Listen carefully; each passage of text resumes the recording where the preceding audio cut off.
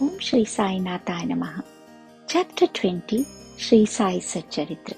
In this chapter, Hemadpant describes how Daskanu's problem was solved by Kaka Sahib Dikshit's maidservant. Preliminary. God was originally formless. He assumed a form for the sake of the Bhaktas. With the help of Maya, he played the part of an actor in a big drama of the universe. Let us remember and visualize Shri Sai. Let us go to Shri and see carefully the program.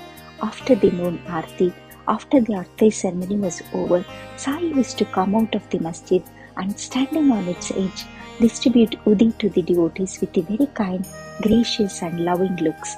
The Bhaktas also got up with the equal fervor, clasped his feet and had the bliss of Udi. Baba passed handful of Udi into the palms of the devotees and marked their forehead with Udi with his own hands. The love he bore for them in his heart was boundless.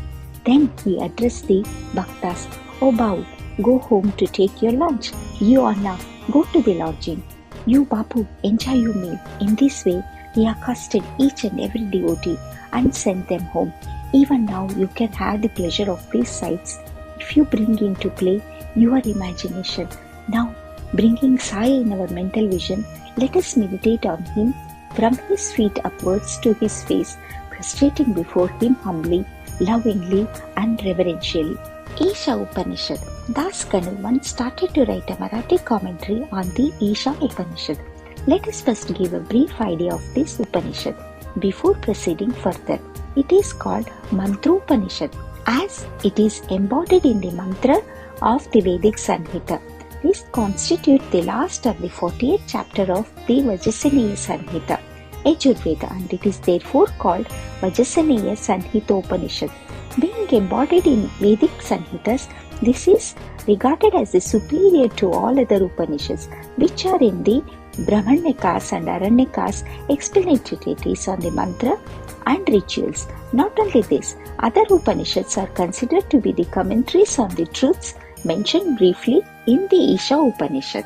For instance, the biggest of the Upanishad, which is Brihadaranyaka Upanishad, is considered by Pandit Satwalekar to be the running commentary on the Isha Upanishad. Professor R.D. Ranade says the Isha Upanishad is quite a small Upanishad and yet it contains many facts which shows an extraordinarily piercing insight within the short compass of 18 verses. It gives a valuable mystical description of the Atma, a description of the ideal sage who stands unruffled in the midst of the temptation and sorrows.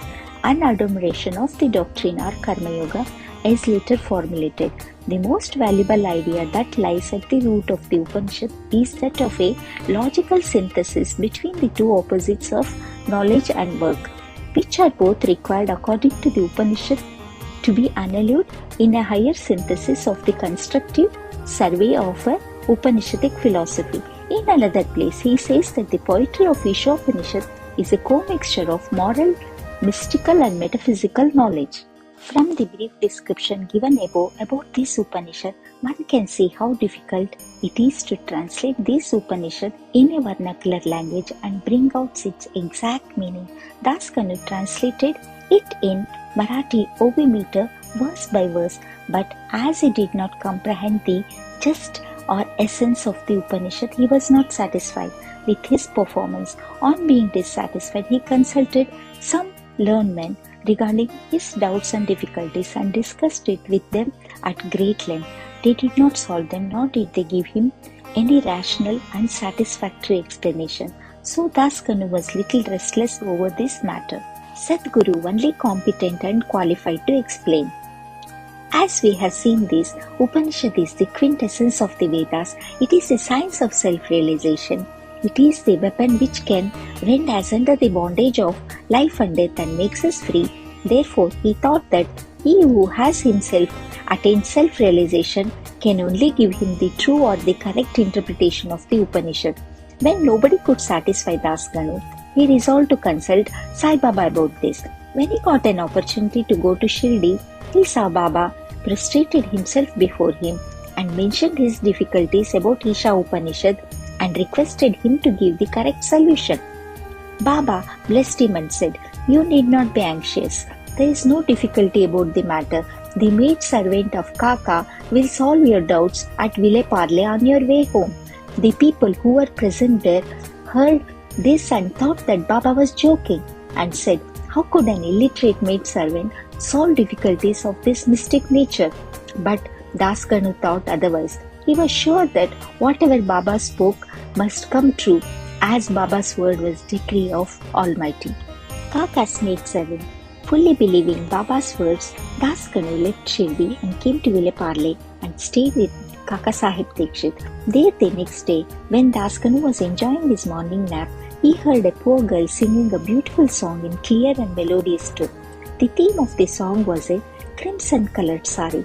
How nice it was! How fine was its embroidery! And how beautiful were its borders!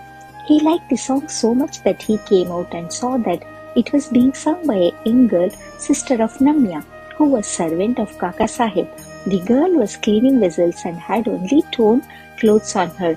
On seeing her impoverished condition and her happy temperament, Das Ganu felt pity for her, and when Rao Bahadur M.V. Pradhan gave him a pair of dhoti next day, he requested him to give a sari to a poor little girl also.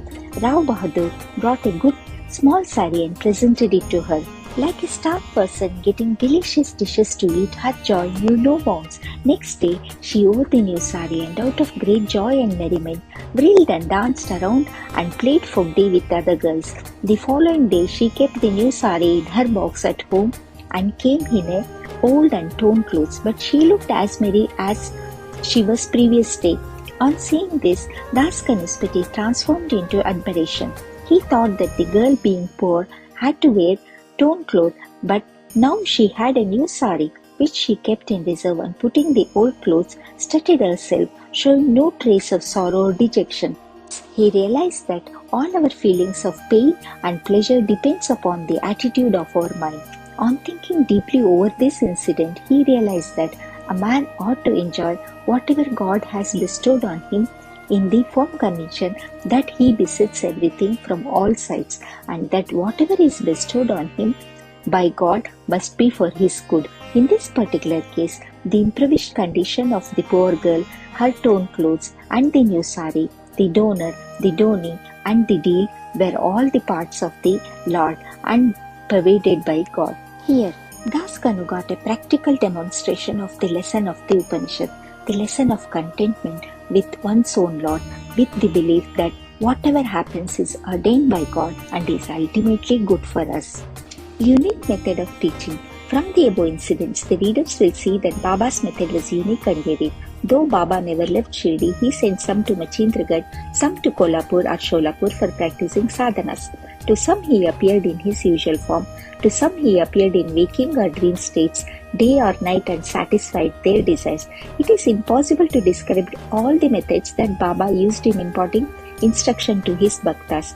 In this particular case, he sent Das Ganu to Ville Parle, where he got his problem solved through the maid servant. To those who say that it was not necessary to send away Das Ganu and that Baba could have personally taught him, we say that Baba followed the right or best course. Or how else could Das Ganu learn a great lesson that the poor maid servant and her sari were pervaded by the Lord? Now we close this chapter with another beautiful extract about this Upanishad, the ethics of the Isha. One of the main features of the Ishopanishad is the ethical advice it offers, and it is interesting to note that the ethics of the Upanishad are definitely based upon the metaphysical position given in it. The very opening words of the Upanishad tells us that God pervades everything. As a corollary from this metaphysical position, the ethical advice it offers is that man ought to enjoy whatever God bestows on him in the firm belief that he pervades everything. Whatever is bestowed on him by God must be good. It follows naturally that the Upanishads forbids us from coveting another man's property. In fact, we are fittingly taught here a lesson of contentment with one's own lot in the belief that whatever happens is divinely ordained and hence it is good for us. Another moral advice is that man must spend his lifetime always in doing actions, specifically the karmas enjoined in the Shastras, with resignation to his will. Inactivity, according to this Upanishad, would be the canker of the soul. It is only when a man spends his lifetime in doing actions in this manner that he can hope to attain the ideal of Naishakamya. Finally, the text goes on to say that a man who sees all beings in the self and sees the self as existing in all beings, in fact, for whom all beings and everything that exists have become the self, how can such a man suffer infatuation? What ground would such a man have for grief? Slothfulness, infatuation, and grief verily proceed from our not being able to see the Atman in all things. But a man who realizes the oneness of all things, for whom everything has become the self, must ipso facto cease to be affected by the common foibles of humanity. Go to Shri Sai, peace be to all. Om Shri Sai Rakshaka Sharanam. Om Shri Sadguru Sai Nath Arpanamastu. Shubham Bhavatu. Om Sai Ram.